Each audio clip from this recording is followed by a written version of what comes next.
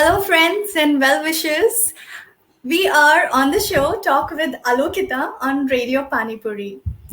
I'm sure almost all of you here like reading books and have a collection of favorite books, and also that one favorite writer whose books you never miss. I have always heard this one thing about writers. Every secret of a writer's soul, every experience of his life, every quality of his mind is written largely in his books. I hope you connect with me on this. So, ladies and gentlemen, I have a very dear friend and a guest, that is Mr. Suhas Inamdar. He's a writer. He has written 8 books, and the ninth one is soon to come. Welcome, Suhasji, to Radio Panipuri. Thank you very much, Alokita. Yes, sir. You have written 8 books, and the journey still continues. A very interesting thing between us is I had taken your interview back in the year 2013, and when you had just published your first book, I guess, Power Games of Life. Am I right? Correct. That's correct. Yes. Okay. So, Suhashi, as a writer, I have admired you since then. In the very first interview, when I read your book, I just found you to be a very humble and ground to earth all the time in the replies that you give, in the casual interactions we have. And so your books speak the same language. So can you tell us something about your journey from 2013 to 2020? I mean, I would be glad to hear that. So will be our listeners. Yeah, sure, definitely. First of all, thank you very much, all the listeners joining us in this program today. It means great to me. So, good morning to everyone in Chicago, and good evening to my friends from India and Dubai. I know many of my friends are seeing this program from Dubai and India as well. It's great to connect with you via this media, and thank you very much, Radio Panipuri, for inviting me for this program, for having a show with me, a talk show with me, and thank you, Alukita, for that wonderful introduction. That was really great. Now coming to the question, you said, the journey from 2013 to 20 and about the humbleness or humility, something. I can say only one thing. I mean, whenever you find some good qualities in others, it's your goodness basically which makes you see the good things in others. So if you find that I am humble and I am maybe down to earth or whatever, I mean, it speaks about you as well, definitely. I am the way I am. So I don't know how I am. It is for you to describe and to judge and whatsoever. Yes, in 2013, I published my first book, that was Power Games of Life. And since then, I mean, after writing the first book, many writers, many authors, they drop off. They don't really go beyond the second book or the third book. But somehow I felt that maybe I can write one book every year. And based on the response and the feedback, the encouraging and the motivating feedback response which I got from all my readers, very few of them. I mean, I'm not a very popular celebrity or something like that, but whatever, the readership, I mean, it has been increasing, and the kind of feedback that I got, it really kept me motivated. So I decided that I should write one book every year, and thankfully, by God's grace, I have been very successful in that so far. So in 2020, now my 8th book has been published. It was released only 2 months back.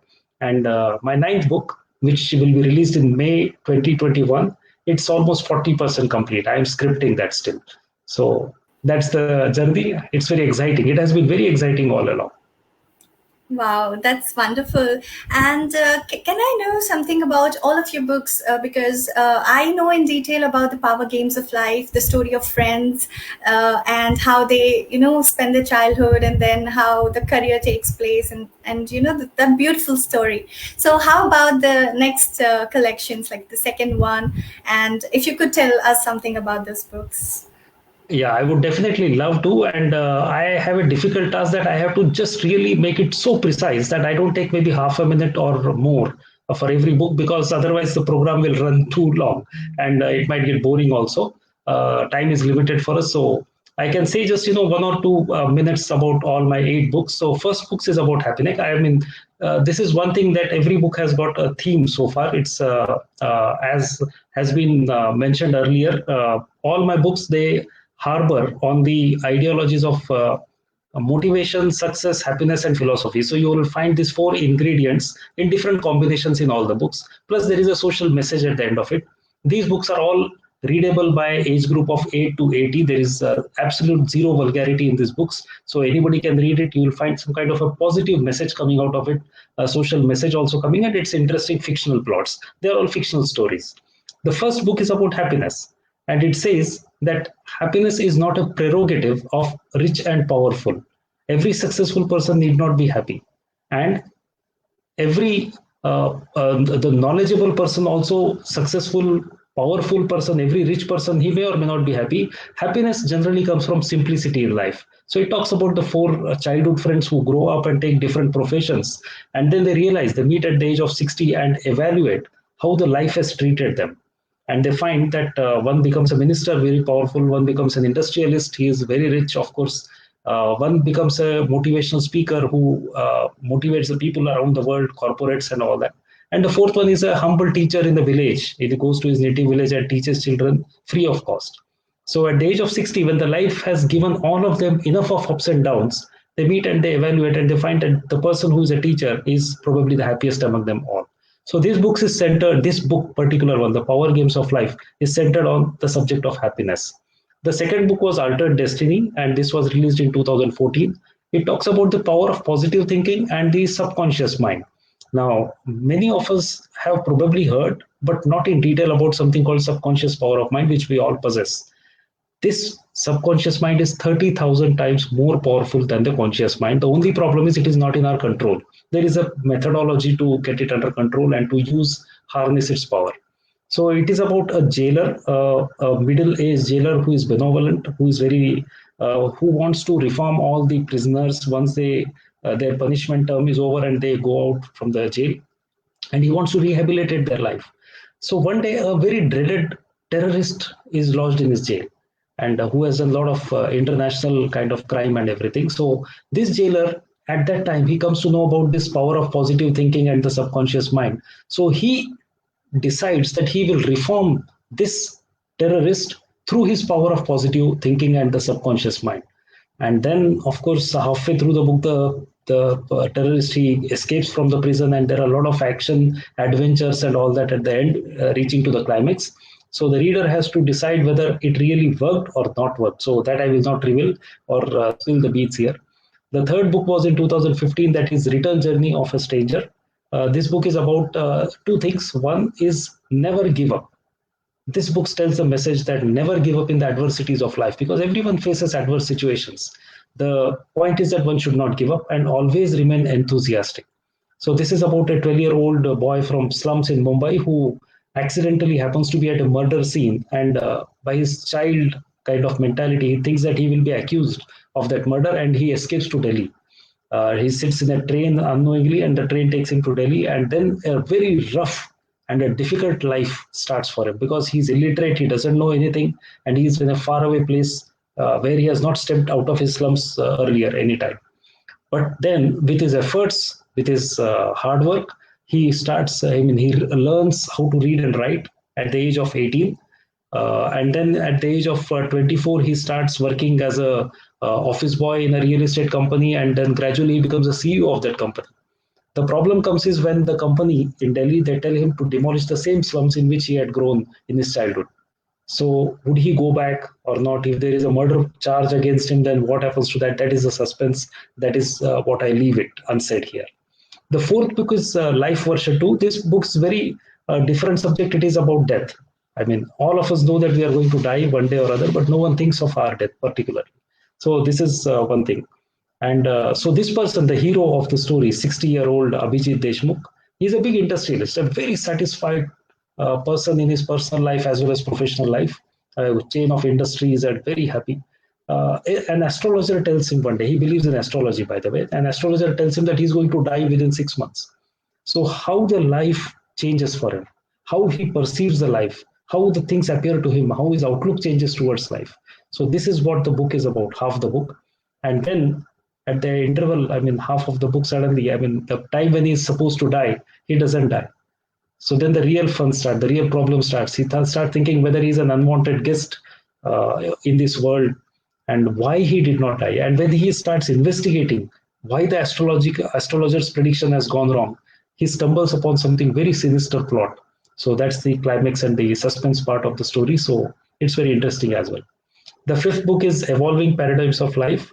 It's more of a classical kind of book, we can say. It shows the transition of the values from the 1940s up to 2010-20 that we are in. So across the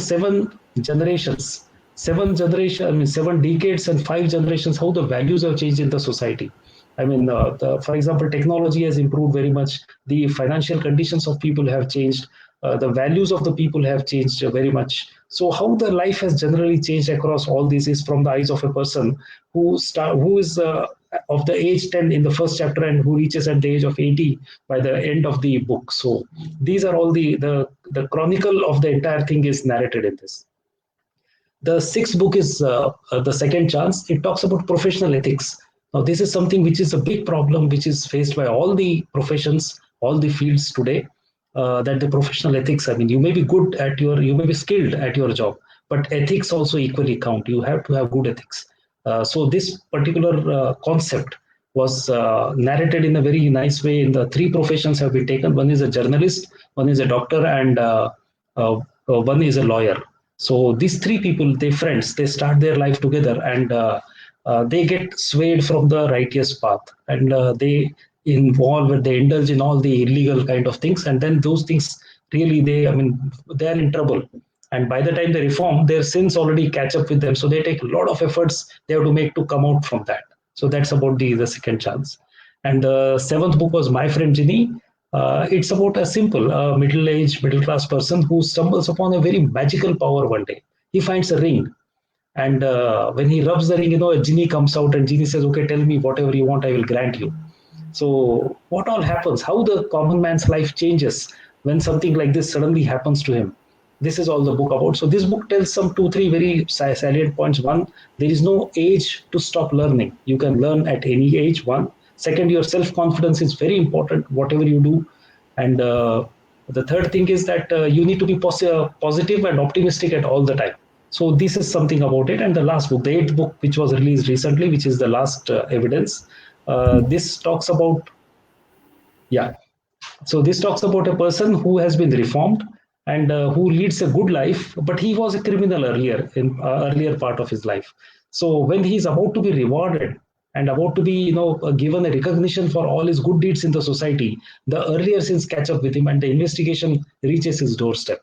So what happens? I mean, will the society pardon someone who has done sins earlier, but now he has been reformed? That is to be seen. That is the suspense of this book. So these are the 8 books. The ninth book is different. It is about the cyber espionage and that kind. It's a more of a scientific fiction, the cyber security and cyber threat and all that. So it's a different genre altogether. So is it a work of non-fiction or fiction? Fiction. All books are fiction only. Then that is there. I don't go out of my fiction kind of thing. Yes, correct. It's just that this one thought comes into my mind while you were, talking about all these books, Suhasji. It is just that, when we sleep, we have some sort of lucid dreaming, right? We some sort of stories go on in the mind. So your inspiration sometimes comes from that perspective too, or do you plan and plot your characters? So how do you go about writing a book? Yeah, actually, it's a big process. Like I spent roughly around 1 to 2 months to identify and finalize a storyline. I mean, that's the thing what I do. I don't know whether it's a routine, it's other authors do like this or whatever. This is my style. I mean, I take 1 year period, as I said earlier, for every book. So, in that, the first 1 2 months, I mean, before that is about just thinking the storyline. So, I have to get that storyline in my mind and it should click. It should say, yes, I can develop this story further, and only when I get that confidence, then I really go for it. So till that time, there is I mean, I don't really go for that just on the whim of it or the momentary feeling, okay, we can develop a story on that. Once the storyline, a broad storyline is developed, like for example, as I said, the life version 2, the storyline, one line was that a person who is supposed to die doesn't die. I mean, he prepares for his death, but he doesn't die. And then what happens? So based on that, then I expanded further. So likewise, I have to get that kind of a feeling, and then automatically the characters they build up, the situations they build up one by one, and that's how it starts. So initially, it's only a one line story that I have to get in my mind, then frame the characters into that at right places, and then create the situations for them, then divide them into the chapters, and this is how I go about writing a book. Okay, so that is good to hear. You have like a broad subject line, and then you develop, and make it into a book with a lot of fun and characters, right? Yes, yeah, Okay. correct. Right. And also, Suhaji, this one question I always wanted to ask every writer, because I'm talking to you now, I would definitely like to ask you. So, definitely, there are like some dreams that are left undone as a child. So maybe you will write, if you want to write a book someday, what you couldn't do in the past. Is there any such thing that you wanted to do and you didn't do, and you want to make it into a book? Probably will know how Suhasji would be in a book if he would be portraying any kind of character. It's a very difficult question, I would say, rather, because honestly, I don't know, but I'm a very satisfied person. I mean, I'm Okay. very contented in my life, so I don't have any regrets that I didn't do this, I didn't do that, whatever.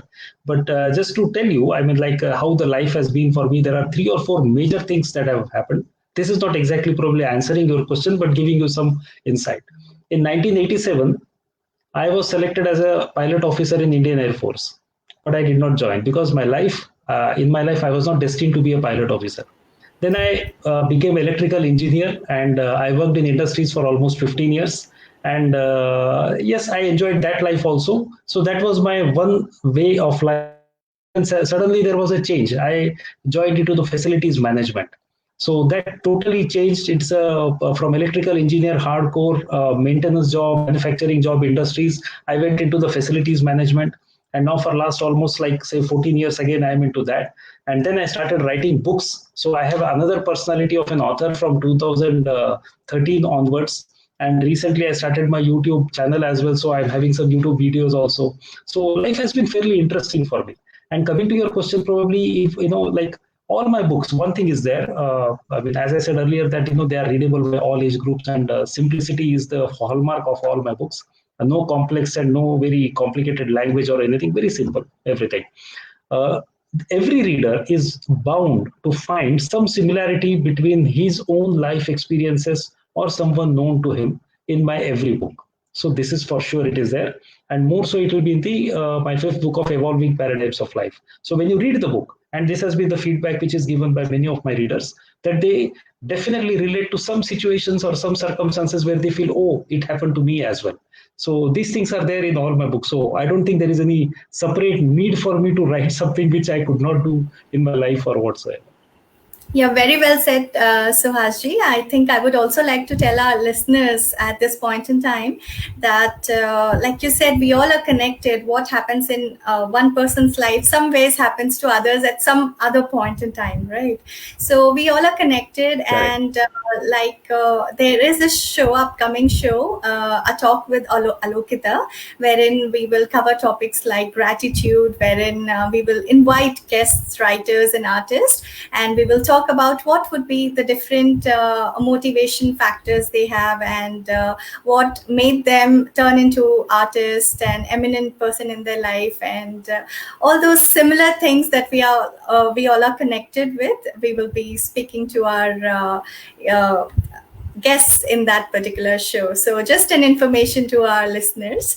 And continuing to this interview, Suhasji, there is like, I know you are based out in Dubai, but currently you're in Pune because of Corona, you got stuck in Pune. You know that this is a Correct. corona time. The government is issuing all the safety measures and requesting everybody to follow what they want, as per the safety measures. They have to do certain things. So how are you coping with corona times, and how are you safeguarding you and your family? If you can give us your life in general dealing with such a situation. Yeah. Okay. See, Corona is something, about which many things have been written, many things have been spoken, many things have been read. Some people might be fed up to hear the word coronavirus or COVID-19 and all these things. But yes, I mean, ultimately, even this is one of the most strangest thing that's happening right now. We are not totally out of it still. I mean, we are still into that.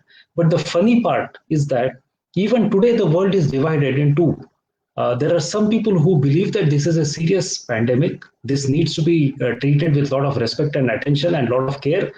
We need to safeguard ourselves from this. Whereas there are some other section of people, almost a measure, I mean, 50% of them who say this is a hoax.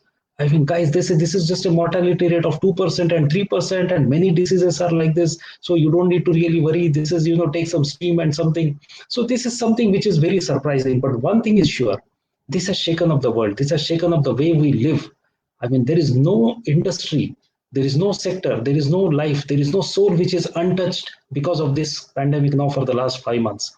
And as of today, in July, we really don't know when this is going to be over.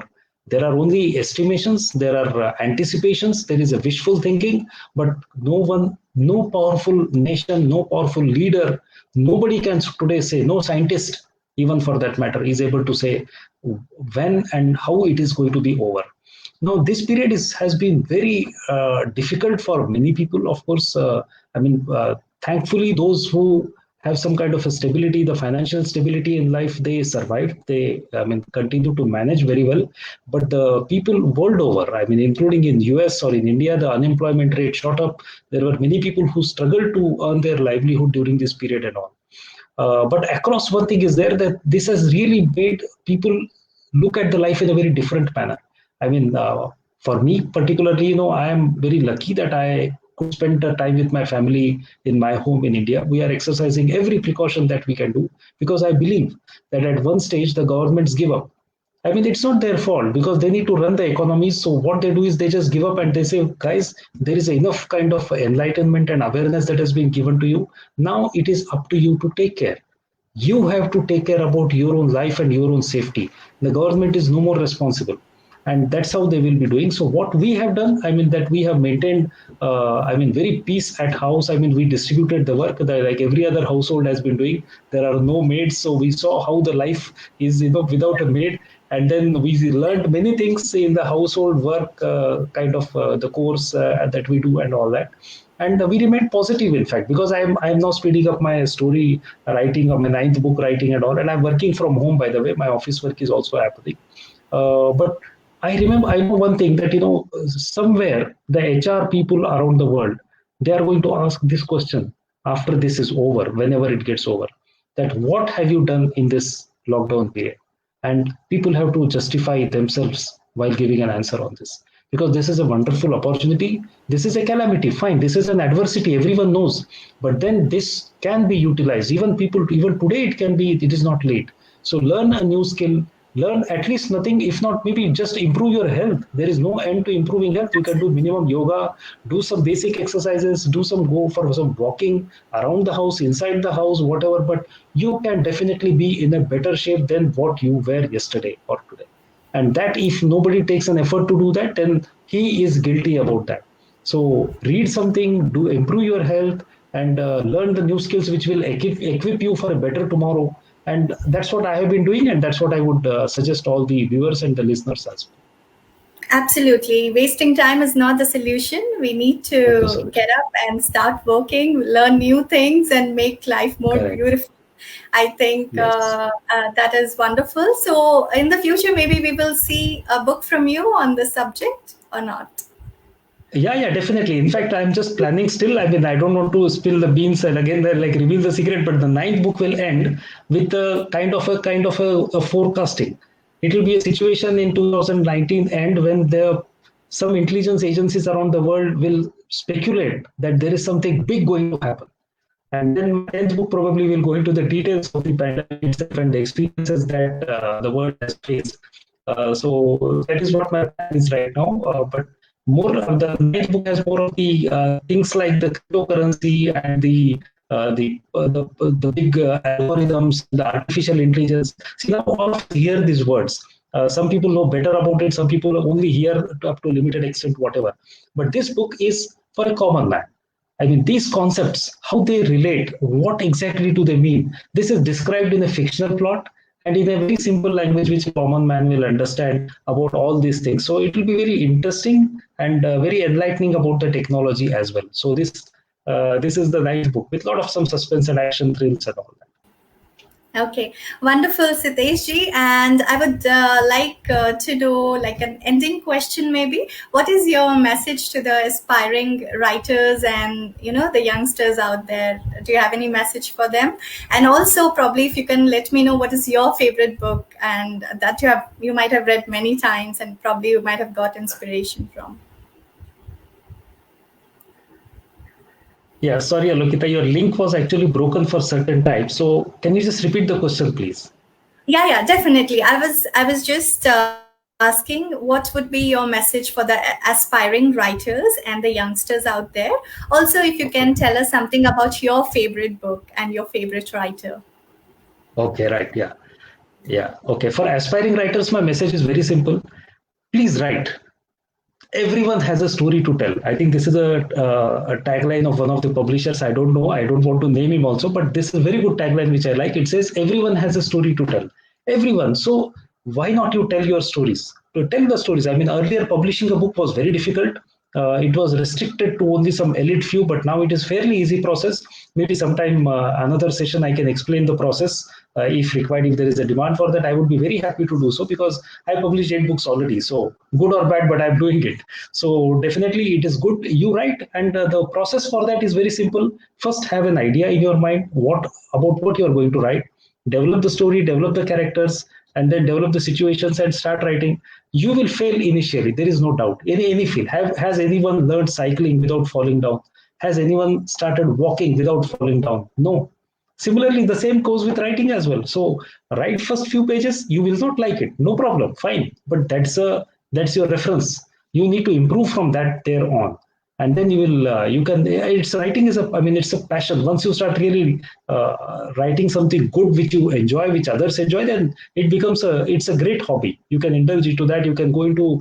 It's a world out there in your imagination, and you can indulge into that. You can play into that, and you can bring it onto the paper.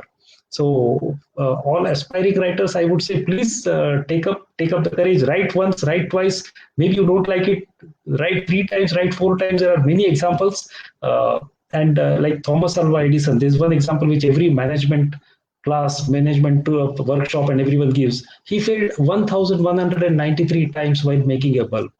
Now imagine if he had given up, we all would be sitting in candle, and in darkness. Still, some other Thomas Alva Edison had the courage and the patience and the persistence to invent another bulb. So he is a timeless classic example of how not to give up and continue with your persistence to achieve what you want in life. So do that, and definitely yes. And about my favorite book, Alokita, as you said, yes, it is my fifth book called The Evolving Paradigms of Life. Yes, it's a very classic kind of book. It is close to my heart, and I'm sure that among all the books, this is the one where, because it spans all the 7 decades and the 5 generations of the people, every reader who has got some connection with the Indian soil, he would definitely relate at least 2, 3, or 4 kind of situations or circumstances which are closely matching with his life. Maybe in 1960s, 70s, 80s, 90s, or whatever, but definitely that you will find, and that is something which is very close to my heart. But all books are my babies, so they're all very equal to be in my heart. So there is nothing as such like this is better or that is better. Every book has its own plus. I would say no minus. It's wonderful, Suhasji, and it was always a pleasure talking to you. It was a wonderful interview knowing about all your books. I would request listeners to follow Suhasji on Amazon and read few of his books. I'm sure you would love it. And also, like you said, Suhasji, that keep writing no matter what. So I don't know. One fine day I was just sitting. I have written like a few sentences about this corona. I would like to read that and probably end the show with that. Wonderful. That's really great. And if I have to just, I can say a few lines Yeah, with definitely. the my message to the audience. I would Sure. like to thank everyone who watched the show because, see, you spared your time for half an hour and listened to the show. And, that is a precious gift that you can give me. So I really am thankful to everyone in Chicago as well as in India and Dubai who watched this show live. And I think this will be on Facebook Live as well, so it can be watched again. So it was wonderful talking to you also, Alokita. Thank you very much. And it is same like what we talked in earlier 2013 also. It was really great experience then and even now, and I hope that we get many more opportunities to Thank talk you again so in the much. future as well. Yes, and I Definitely. thank Radio Pani. Probably we can, yeah. Probably we can do like one show for each one of your book, and probably know the stories in detail. Not the whole of it, Wonderful. probably. Yeah. I will be more than happy to do that. I mean, nothing can be more, pleasing to me than doing that. Definitely. I will Yeah, love to do definitely. that. Thank you so much, Suhasji. Yeah. Thank you so much. Thank you, everyone. Thank you. Right, friends. So just I'll take 2 more minutes from you. There's like a quick thing came onto my mind, the last minute change. So I'll read it out for you. Looks like humanity is stuck in between these two times. We call it the Corona time. Breathtaking past and a glorious future. And in between, we are stuck in the Corona time. So, the last few months, events across many nations of the world kept rolling one after the other. It seemed like what took a decade or two to build was lost just in few days. The lifestyle, experience of nation, individuality, idea that people have about one country's changed drastically. Borders evaded totally, at least in the mind, of course. Same comes with trade, commerce, jobs, fashion, travel. Everything was gloriously shattered. So now the good thing is all the non-commercial aspects balanced automatically. Looks like the nature is balancing itself perfectly. People are spending more time with families, like Suhasji mentioned. Unnecessary expenses are watched. Every action is conscious, completely conscious. Everyone all of a sudden started paying attention to health, nature, and surroundings. Needless to say that what we do now definitely will build a glorious future for tomorrow. So, nothing to panic about, and we will definitely are heading towards a glorious time. Thank you very much for joining with me on a talk with Alokita. Today we had Suhasji, and definitely we'll come up with many more guests. And I'm waiting to see you again very soon. Thank you.